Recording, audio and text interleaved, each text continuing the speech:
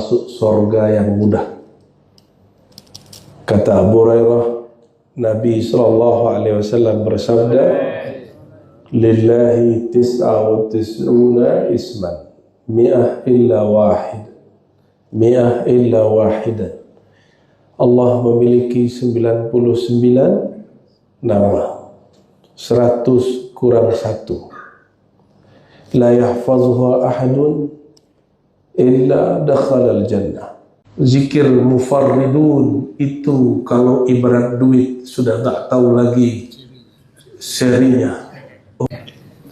Ini orang satu napas dia setara dengan semua kerja orang semempawah. Satu hari dia kerja sama dengan hasil kerja orang sekalbar. Itu yang disebut mufarridun.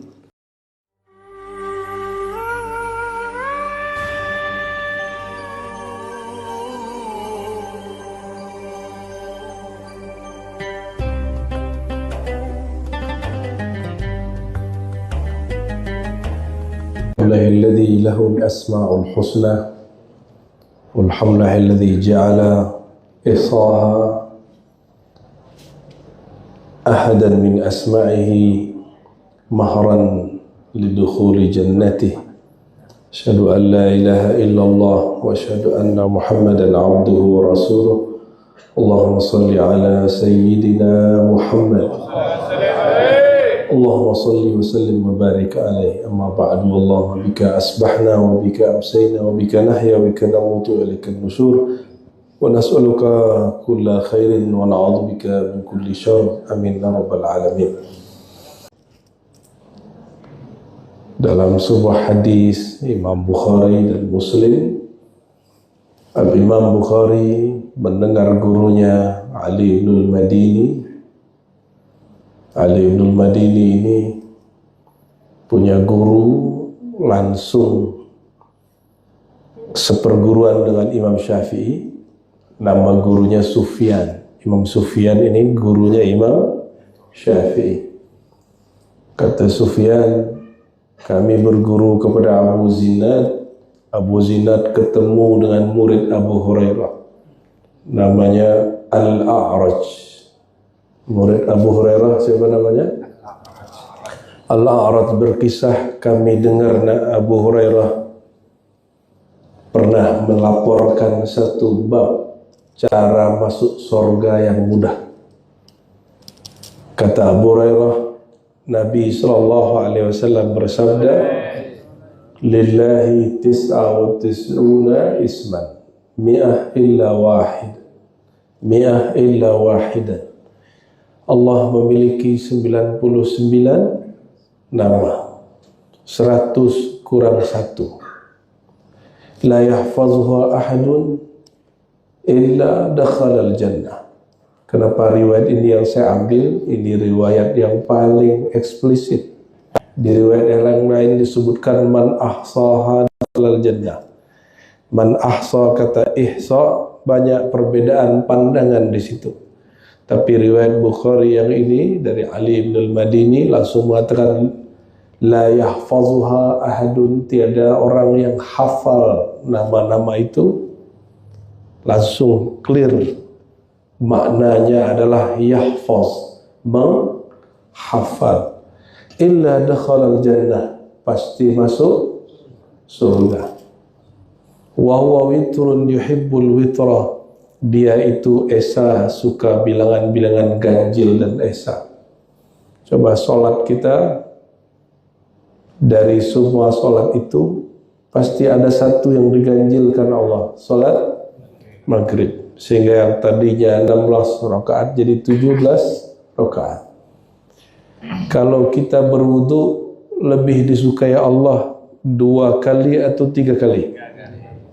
Kalau kita istinja, lebih Allah suka 2 atau 3 kali? Tawaf 7 atau 8 kali? Sa'i 7. Maka kalimat 7 yang merupakan ganjil, ujungnya adalah 1, yaitu esa. Maka Allah sangat suka kepada orang yang datang tanpa mendua, datangnya satu hanya kepada Allah Subhanahu wa ta'ala.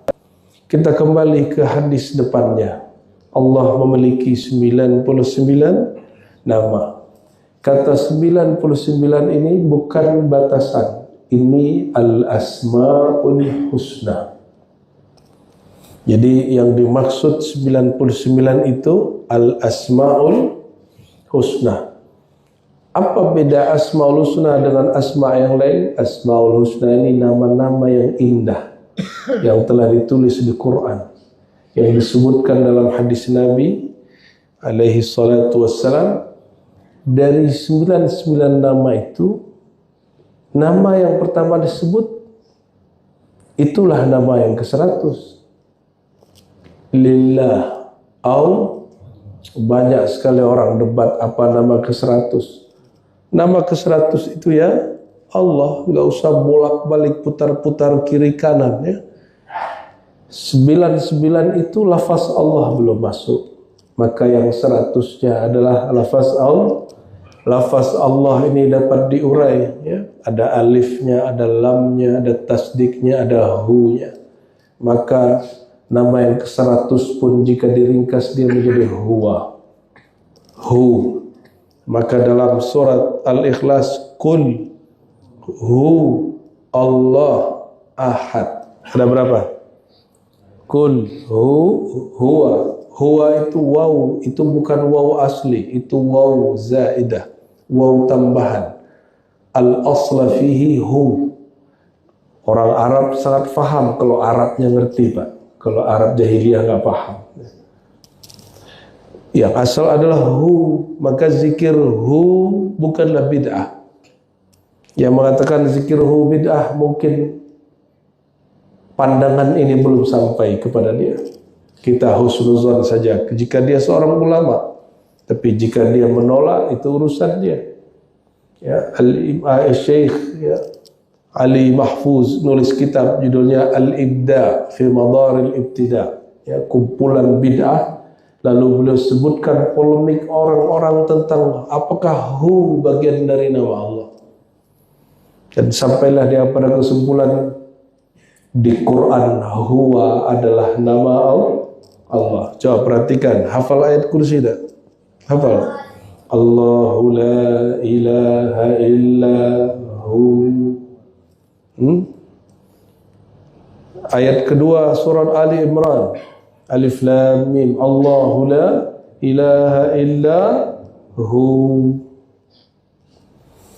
3 ayat terakhir surah Al-Hasyr. Wallahu alladhi la ilaha illa hu. Kenapa tidak disebut Allah huwa, tapi huwallah. Dia huwa, baru Allah. Maka asalnya Allah pada hu. Asal lafaz Allah ada pada lafaz hu. Mengerti ini juga bagian daripada la yahfazuha, tiadalah dia menghafalnya. Dan orang hafal faham maknanya lebih utama daripada hafal tapi tidak faham maknanya. Ditambah air, hangatnya. Ya, oke. Allahumma salli ala sayyidina Muhammad. Jadi hu nama Allah. Maka berzikir hu Allah itu masyru' fid din, bagian dari yang disyariatkan dalam agama, bukan bid'ah. Bukan bid'ah. Atau Allahu itu bagian dari hal yang dibolehkan dalam agama. Oh, mungkin ada yang berkalam begini, tidak ada dicontohkan Nabi. Adakah contoh yang lebih jelas daripada Al-Quran? Ada enggak? Enggak ada. Dan Quran mengajarkan wallahu alladhi la ilaha illa hu. Maka Sayyidi Abil Hasan Al-Syazili qaddasallahu sirrahu, imam sunnah, imam yang mewarisi zikir-zikir sunnah Nabi alaihi salatu wassalam, mengajarkan salah satu cara memanggil Allah tidak hanya ya Allah, tapi boleh memanggilnya dengan Yahu, ya. Dan beliau mengatakan idza qala al-'abdu yahu qala Allah ana rabbuka ya 'abdi. Jika hamba mengatakan wahai dia, Allah akan menjawab akulah Tuhanmu wahai hambaku. Ya, maaf merepotkan dikit ya. Orang masjid nggak punya kompor ya. Allahumma salli wa sallim barik alaihi.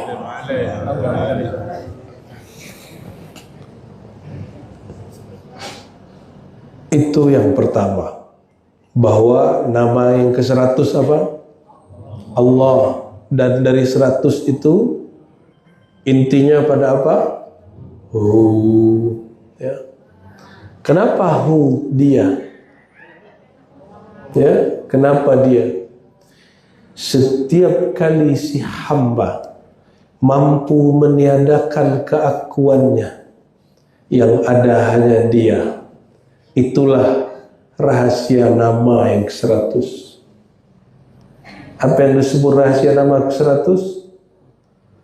Si hamba meniadakan dirinya. Kalau dirinya sudah tiada, yang nyata hanya huwa. Maka a'immatuna, para imam kita mengatakan, apa rahasia zikir hu? Hu, dia meniadakan keakuanmu. Bukan engkaulah yang betul-betul sholat. Engkau hanya digerakkan untuk sholat. Bukan engkaulah yang betul-betul tahajud. Tadinya engkau tertidur, nyawamu hilang, Allah kembalikan nyawamu. Jika yang punya nyawa tidak kembalikan, jika huwa masih yakbit, menggenggam nyawamu, maka kita tidak bangun subuh ini. Mungkin pagi ini sudah ada yang inna lillahi wa inna ilaihi raji'un. Inna lillah, kita milik Allah, Allah. Wa ilaihi, hi, hu, sama juga. Maka sir lafaz Allah ada pada hu. Jadi kalau mau ditambah nama Allah ke-101 hu, ya, nama Allah ke-101, tapi kita tidak usah istilahkan. Ini menjawab karena banyak sekali orang ngaji nama Allah putar-putar keliling-keliling 2 jam tapi enggak juga ada bahasannya, ya. Lalu apa makna lillah? Lillah itu artinya lam tamlik, milik. Lillahi ma fis samawati wal ard, milik Allah lah langit dan bumi. Bapak Ibu ini lagi di bumi apa di langit? Tubuh kita dari mana? Dari bumi. Maka tubuh ini milik siapa? Milik Allah. Roh kita sebelum diturunkan ke bumi, awal-awal dihembuskan dia ke langit dulu. Maka sebagian ulama kita mengatakan langit itu tempat tawafnya ruh. Wallahu a'lam bisawab. Maka langit bumi diri kita yang zahir tubuh, diri kita yang batin ruh, milik Allah Subhanahu wa ta'ala. Inilah makna ayat di Quran, lahul khalqu wal amru. Miliknya lah penciptaan, miliknya lah hembusannya. Allahumma salli ala sayyidina Muhammad. La yahfazuha illa dakhala al-jannah. Mudah sekali masuk surga. Siapa bilang masuk surga susah? Orang yang mengatakan masuk surga susah, dia tidak kenal Allah. Dia tidak kenal Allah. Masuk surga mudah. Jagalah satu nama Allah, hafalkan satu nama Allah, ma'rifatkan satu nama Allah, bawa hari-hari, bawa hidup. Hiduplah dengan nama itu, matilah dengan nama itu, dakhaltal jannah, engkau sudah masuk surga. Ya, man dakhalaha la yadkhulaha. Ya, bahkan di sini disebutkan la yahfazuha illa dakhalal jannah. Tiadalah orang itu menjaga, menghafal, memahami, menghayati nama Allah itu kecuali dia pasti masuk surga. Hadis yang masyhur sering kita dengar, taman-taman surga. Kata Nabi, para sahabat diperintahkan, idza marartu bi riyadil jannah, jika kalian melewati kebun-kebun surgawi, maka hendaklah singgah lalu mencicipi. Farta'u artinya ikutlah mencicipi, ikutlah memetik. Lalu sahabat bertanya, apa itu wahai baginda? Lalu Nabi menjawab, hilaqud dzikr, halaqah zikir. Maka perhatikan Bapak Ibu, jangan pernah ganggu majelis zikir. Jangan pernah ganggu majelis tariqah yang di situ ada zikir, majelis salawat, majelis ilmu, karena itu kebun-kebun surga. Sekali Anda mengganggunya, hurimtal jannah, engkau haram masuk surga. Kenapa? Itu adalah surga yang disegerakan. Nabi SAW dalam hadis yang lain mengatakan surga itu tidak pernah dipandang mata, tidak pernah didengar telinga, tidak pernah terbersit hakikatnya di dalam kolbu. Tapi di hadis yang lain beliau mengatakan tamannya ada pada halaqah zikir, tamannya ada pada halaqah ilmu. Tentu bukan semua zikir, bukan semua ilmu. Kalau orang ngaji isinya menghina majelis yang lain, itu bukan halaqah zikir, itu halaqah penghinaan. Kalau majelisnya mencari kesalahan-kesalahan sesama muslim atau mencari kesalahan orang beda politik, itu bukan majelis zikir, itu majelis pengamat politik. Di musim-musim tertentu, masih ingat masjid-masjid dimanfaatkan orang untuk kepentingan politik tertentu, betul? Oh, alasannya Islam tidak boleh pisah dari politik. Kalimat Anda salah. Politik tidak boleh lepas dari Islam. Bukan Islam tidak boleh lepas dari politik. Islam tidak butuh politik, politik butuh Islam. Jangan dibalik. Islam tidak butuh. Kenapa? Inna dina indallahil Islam. Islam itu di sisi Allah. Tapi apakah politik kita sudah di sisi Allah? Apakah thariqah kita sudah di sisi Allah? Apakah majelis kita itu di sisi Allah? Belum tentu. Belum tentu. Oleh karenanya, jangan pernah politisasi Islam. Karena Islam itu suci. Orang Islamnya belum tentu suci. Ya, kita doakan para pemimpin kita, Allah beri cahaya di qalbunya, menjadi pemimpin yang amanah, pemimpin yang adil. Amin ya rabbal alamin. La yahfazuha ahadun illa dakhala jannah. Tidaklah ada orang menghafalnya. Maka kata hafal dari kata hafaz. Ya, zuhur, lohor. Jadi kita ini orang Indonesia, orang Melayu sering merubah Z dengan L, ya. Lohor asalnya zuhur, ya, hafaz jadi hafal, ya. Oleh karenanya Bapak Ibu yang dimuliakan Allah,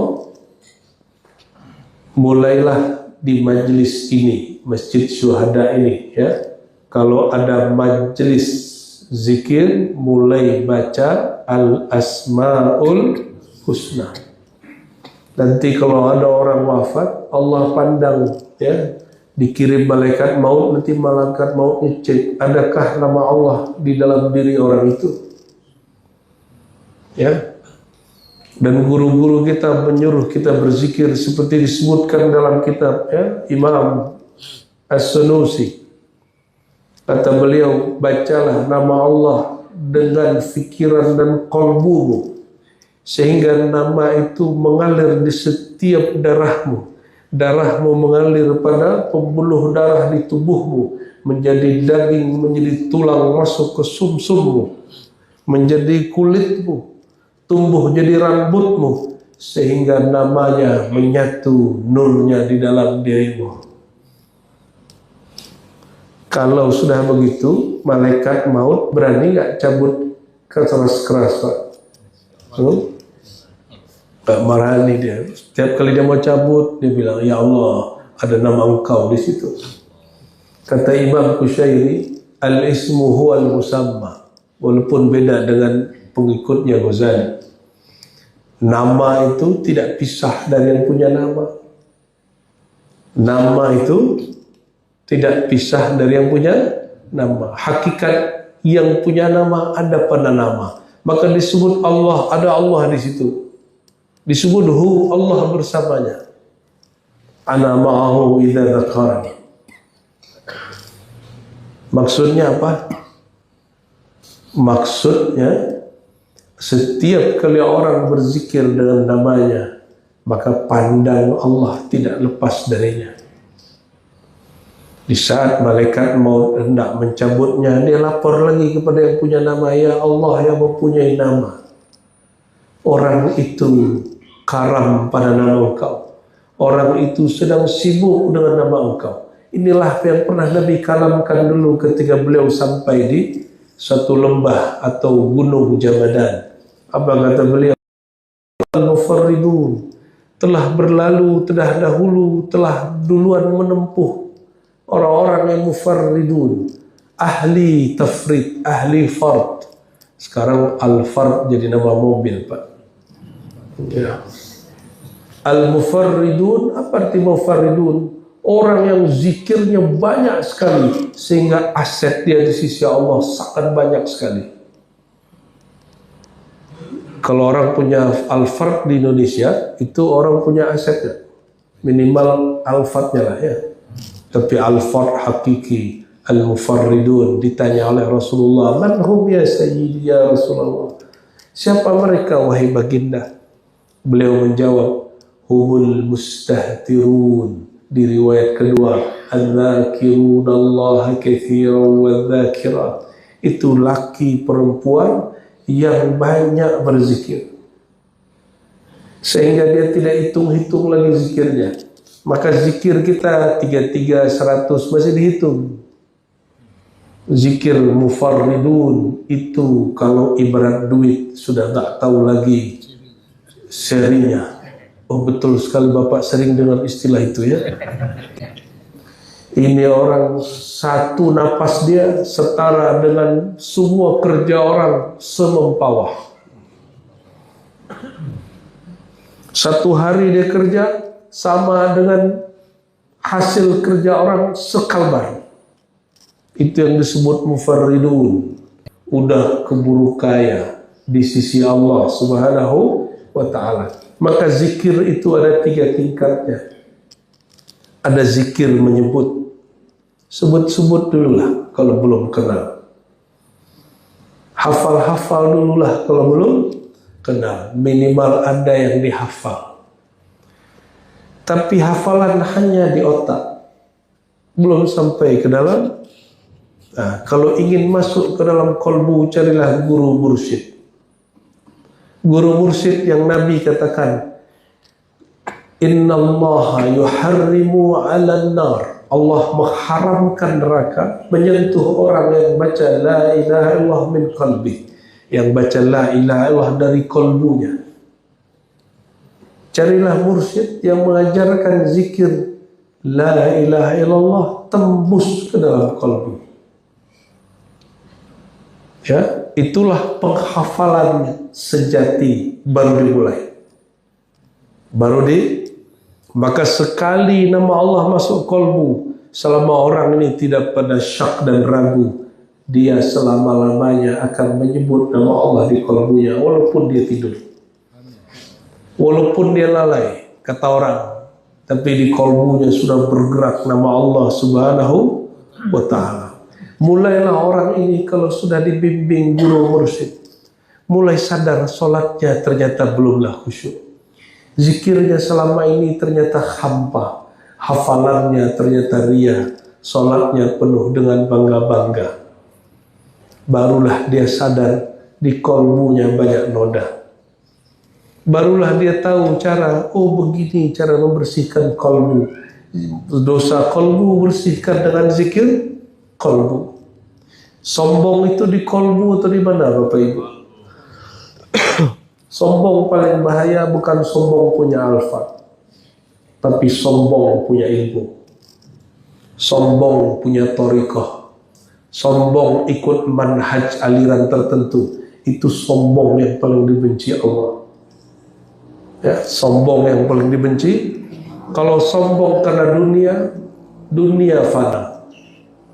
Tapi sombong karena ilmu, sombong karena manhaj, ilmu itu milik kita atau milik Allah?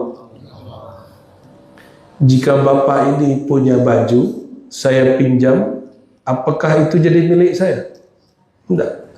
Saya pinjam sendal bapak itu 2 hari 3 hari, setelah 3 hari jadi milik saya? Tidak. Tubuh ini pinjaman dari Allah, ilmu ini pinjaman dari Allah. Maka kalimatnya di Quran, walladzina utul ilma, orang-orang yang diberikan ilmu, yang dipinjamkan ilmu. Maka orang alim semakin dia berilmu, semakin dia merasa tidak berilmu. Allahumma salli ala sayyidina Muhammad. Dan orang yang merasa paling tidak berilmu itulah yang disebut abdun. Orang begini baru punya syarat, memenuhi rukun dan syarat di Isra dan Mi'rajkan rohaninya. Sebagaimana rohani dan jasad Rasulullah SAW di Isra Mi'rajkan, maka para wali di Mi'rajkan rohaninya tanpa jasadnya. Subhanalladzi asra bi'abdihi laila. Jadi yang diisrakan Allah siapa? Abdun, hamba.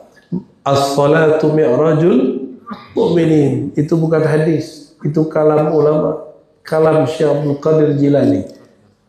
Qaddasallahu sirrahul aziz. Apa kata beliau? As-salatu mi'rajul mu'minin. Salat itu mi'raj orang beriman. Tadi subuhnya sudah mi'raj belum? Sudah? Sadarkah? Sudah sampai di mana? Kenapa tidak disebut Isra Mu'min? Disebutnya Mi'rajul Mu'minin. Kalau Isra perjalanan dari makhluk kepada makhluk, dari masjid kepada masjid. Kalau Mi'raj dari makhluk kepada Khalik, maka puncak Isra sujud. Nabi itu jumpa Allah sujud, bukan kayak nonton TV. Ini bayangin kayak nonton TV ya, atau lagi begini-begini nih, ketemu Allah terus matanya jelalatan gitu. Sayyidina Abu Bakar Siddiq tidak sanggup memandang wajah Nabi, apalagi memandang wajah Rabbun Nabi Sallallahu Alaihi Wasallam. Jika semua alam semesta hancur, yang tersisa hanya wajah Allah. Apa yang disebut wajah di situ? Maka wajhullah itu ada wajah Allah yang menghadap kepada penciptaannya. Kita ini ciptaan Allah bukan? Inilah kita baca wajjahtu wajhiya lilladzi fataras samawati wal ardh.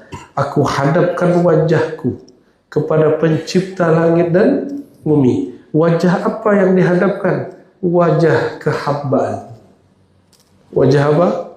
Dan hamba tidak menatap kepada tuannya, hamba sujud kepada tuannya. Maka sujud itulah wajah kehambaan. Jadi kalau sujud, lepaskan, ya Allah, tiada ilmuku, tiada hayatku, tiada kudratku, tiada iradahku, tiada kalamku, tiadalah aku, kecuali berkah limpahan dari sifat dan nama-namamu. Ya, tiada aku melihat kecuali Engkau yang memberi penglihatanku. Sudah begitu belum sujudnya? Belum. Sayyidina Ali dalam hadis riwayat Imam Nasai mengatakan, beliau kalau sujud, beliau membaca sajada laka sam'i wa basari, terus sampai satu anggota tubuh disebut.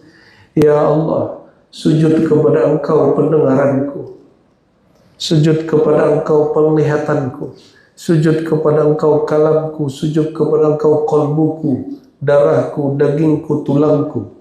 Sudah begitu belum sujudnya?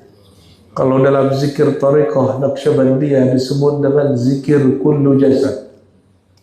tapi belum lengkap. Itu ada sujud pendengaran penglihatan, itu sujud ma'ani, kullul ma'ani, di atas kullu jasad. Lebih tinggi lagi itu. Allahumma salli ala sayyidina Muhammad. Itulah yang disebut menghafaz, menjaga nama Allah, menjaga nama Allah. Jadi kalau belum punya guru, carilah guru. Saya sibuk, sesibuk apa? Malam masih punya pekerjaan. Tak bisa malam hari libur. Ada liburkah kerjaan? Cari guru di musim libur. Sabtu Minggu masih libur. Malam tidak ada kerjaan, cari guru, cari majelis. Subuh ada kerjaan juga. Kita ini sok sibuk. Ya, malam tadi ada yang nanya gitu kepada saya. Ustaz, saya ini sibuk, kita ini sibuk. Bolehkah kita dicoba salawat aja? Ya, kalau engkau sibuk untuk tidak mengenal Allah dan Rasulnya, nanti Allah ketika engkau minta tolong mengatakan, aku lagi sibuk wahai hambaku. Mau digituin Allah. Itulah makna ana inda zanni abdi. Tergantung engkau wahai hambaku. Jika kau sok sibuk, aku pun sok sibuk. Aku pun sibuk. Kullu yawmin huwa fi sya'nin. Setiap hari dia sibuk sekali. Kalau hitung-hitungan sibuk, Allah lebih sibuk dari kita. Rasulullah itu makhluk paling sibuk. Tapi sebelum meninggal, yang dibacanya bukan apa-apa. Bukan anakku, bukan Fatimah, bukan fulana, fulan, bukan Hasan Hussein, bukan itu yang dibacanya. Siapa yang disebut oleh baginda? Antum semua ini, ummati, ummati. Maka kalau baca salawat, iktikatkan hati kita mendengar ummatinya Nabi. Ketika beliau mengatakan ummati, ketika beliau sakaratul maut. Bayangkan itu, pasti terbit air matanya, pasti terbit kerinduannya. Cuma mungkin kolbu sudah bernoda, karena noda merasa berilmu, atau noda merasa apa, saya tidak tahu, sehingga rindu itu tidak muncul. Baca itu, wahai sosok yang mengingat kami di saat kami belum ada. Wahai sosok yang selalu memikirkan kami di saat kami tidak pikirkan engkau. Wahai sosok yang menyempatkan untuk mendoakan kami di saat kami sok sibuk. Isfa'lana ya Sayyidi Rasulullah. Beri syafaatlah kami. Ya.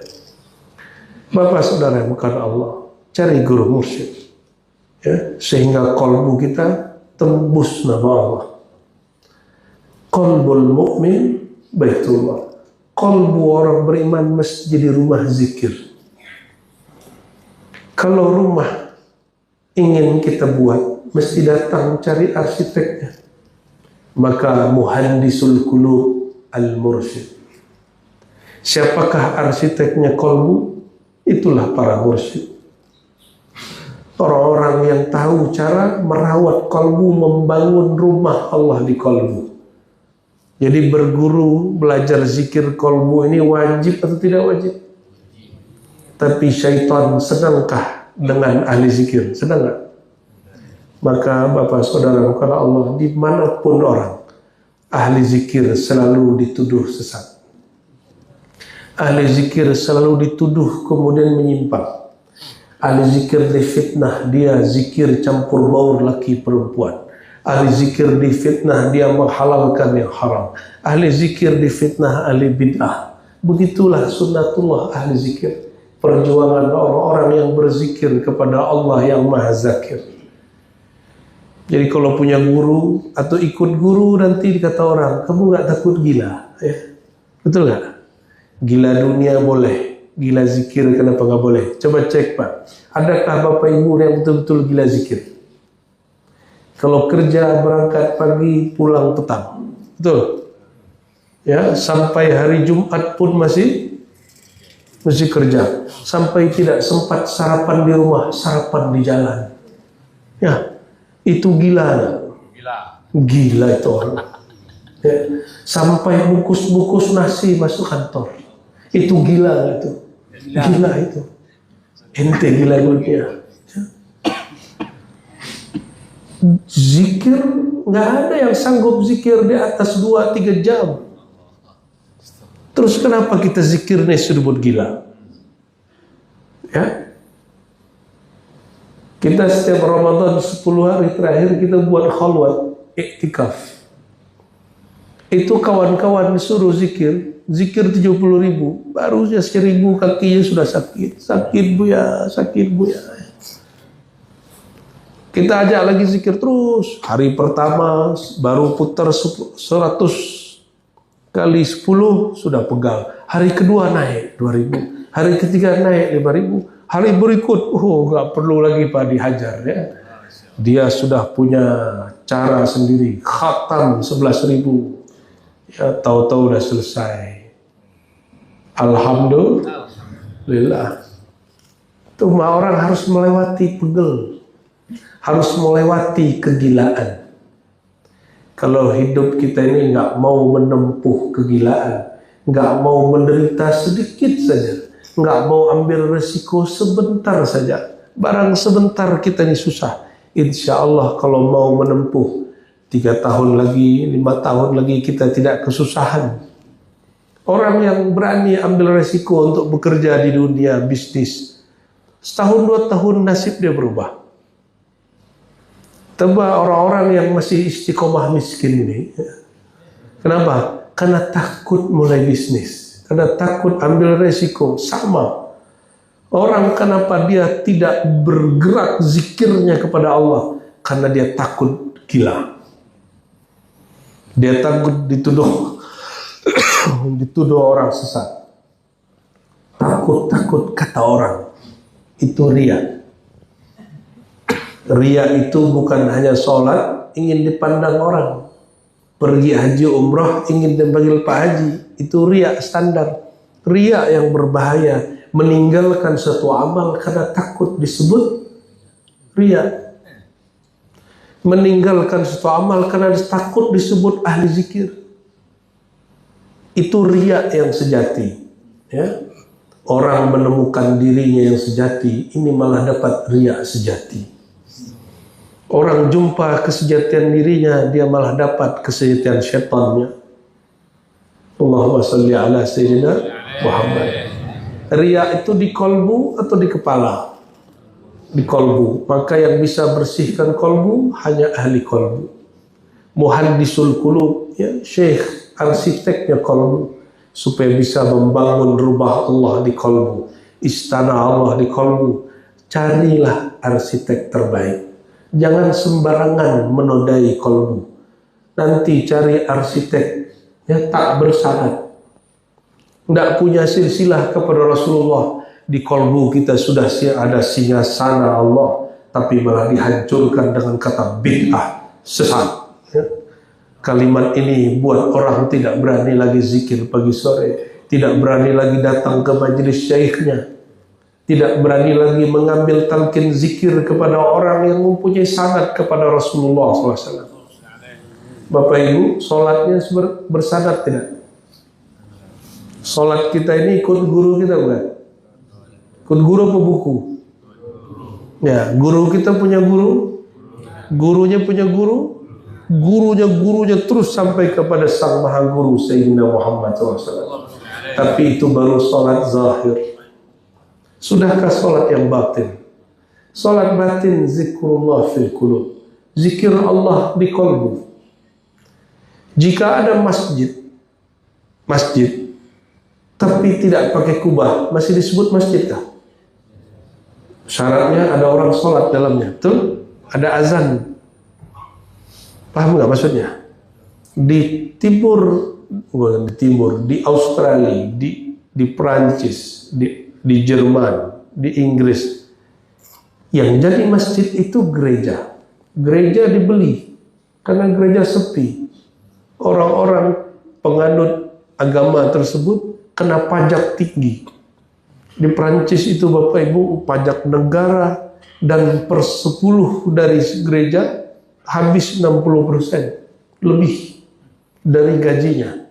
Bapak kalau punya gaji 20 juta, 60% tambah lagi 10%, sisa berapa? Ya, habis. Makanya di sana jarang orang punya rumah besar-besar seperti di Mempawah. Ya. Di sana orang tinggal di apartemen kecil. Akhirnya gereja-gereja sepi. Dibeli orang Islam, salibnya diganti dengan lafaz Allah atau bintang. Bangunannya tidak penting, yang penting ada orang zikir di dalamnya, maka disebut masjid. Jadi masjid itu bukan bangunan berkubah, bukan bangunan punya menara. Masjid itu tempat orang berkumpul berzikir, itu masjid. Dari semua orang yang berkumpul di sini, yang benar-benar berzikir itu lisannya atau kalbunya?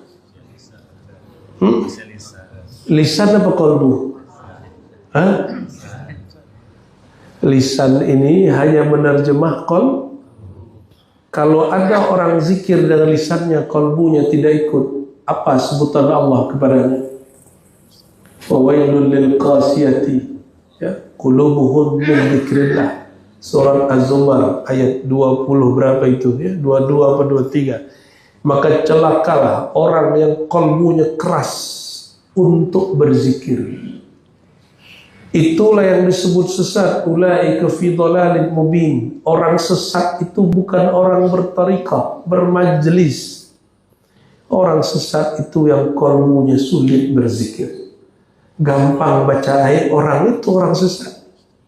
Dan Allah menyebutnya dhalalin mubin, sesatnya nyata. Sesatnya nyata. Maka di Quran jika disebut ghairil maghdubi alaihim waladdallin, orang yang tidak dimurkai dan tidak sesat. Sesat di situ kalbunya. Bapak Ibu yang bukan Allah, maka mulailah zikir bersanad bertalqin. Carilah mursyid mulia, bersanad kepada Nabi mulia. Insyaallah kita nanti dapat syafaat uzma. Amin ya rabbal alamin. Oh, jam saya sudah jam 6 ya. Sudah terbitlah mataharinya di bawah. Semoga majelis ini diberkahi Allah dan semua yang hadir pagi ini, termasuk orang yang menjaga nama Allah di kalbunya. Dan siapa yang menjaga nama Allah dijamin masuk surga. Allah ja'alna mimman yuhafiz ala asma'ik. Ya Allah, izinkan kami orang-orang yang menghafal, menjaga namamu. Allahumma aktubna min ahli jannah. Ya Allah, tulis nama kami jadi ahli surga.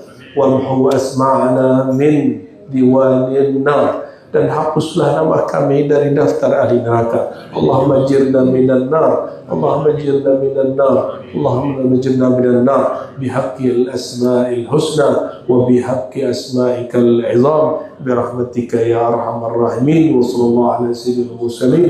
Walhamdulillahi rabbil alamin. Mohon maaf.